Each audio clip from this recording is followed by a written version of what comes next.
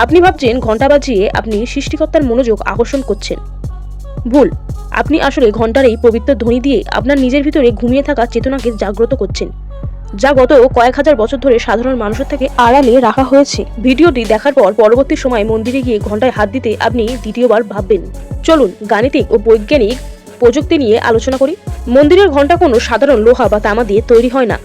এটি তামা, দস্তা, নিকেল, সীসা এবং ক্রোমিয়ামের মতো আরও 7টি ভিন্ন ধাতুর এক বিশেষ সংমিশ্রণে তৈরি করা হয়। কিন্তু আসল জাদুটি লুকিয়ে আছে শব্দ তরঙ্গে। যখন আপনি ওই ঘন্টাটি আঘাত করেন, তখন সেখান থেকে এমন একটি তীক্ষ্ণ কম্পনের সৃষ্টি হয় যা আপনার মস্তিষ্কের ডান এবং বাম উভয় গোলার্ধকে মুহূর্তের মধ্যে এক সূত্রে বেঁধে দেয়। এটা কোনো কাকতালীয় ঘটনা নয় যে ঘন্টার শব্দ ঠিক 7 সেকেন্ডে স্থায়ী হয়। কেন 8 সেকেন্ড বা 6 সেকেন্ড হয় না? কারণ এই 7 সেকেন্ড প্রতিধ্বনি আমাদের শরীরের 7টি শক্তিকেন্দ্র বা চক্রকে আঘাত করে আপনার অবচেতন মনকে মুহূর্তের মধ্যে জাগ্রত করে তোলে।